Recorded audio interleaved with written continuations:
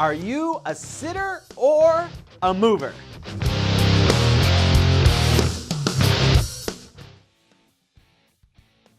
There are two schools of thought concerning God's will. The first school says, I do not move without God's guidance. The second school of thought says, I do not expect God's guidance until I begin to move. Sitters wait for God to move. Movers move and expect God to bless their movement. Let's look at a story in the Old Testament that illustrates this truth. Look at 1 Samuel chapter 14. In this story, King Saul is an example of a sitter. The Israelites are hiding in fear from the Philistine army. King Saul was sitting under a pomegranate tree with 600 men consulting a priest trying to discover God's will. Meanwhile, King Saul's son Jonathan gives us an example of a mover. Come, let's go over to the outpost of these uncircumcised fellows. Perhaps the Lord will act on our behalf. Nothing can hinder the Lord from saving, whether by many or by few. Neither Saul or Jonathan knew how God wanted to deliver God's people. Saul responded the way many Christians respond in this situation.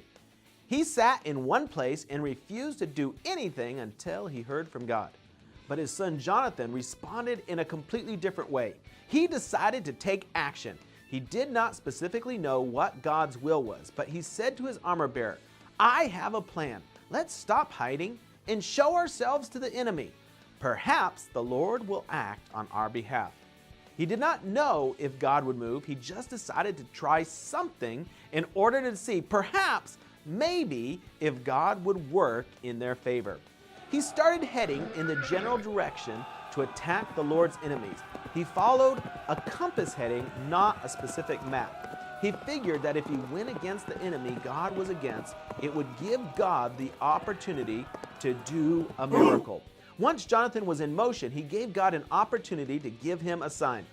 Jonathan was saying, we'll come out of hiding, and if the enemy threatens to kill us, then we will know it is a sign from God. Jonathan's armor bearer was an amazing sidekick.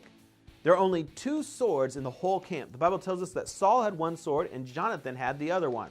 And Jonathan asked the armor bearer to come along even though he did not even have a sword. Jonathan climbs up, attacks the enemy, and kills 20 people.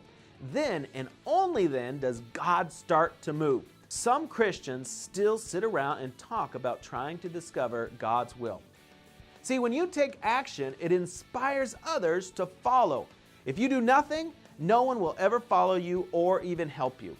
Jonathan did not know what God's plan was. He did not even know if God would do anything, but because he took action, God honored his movement.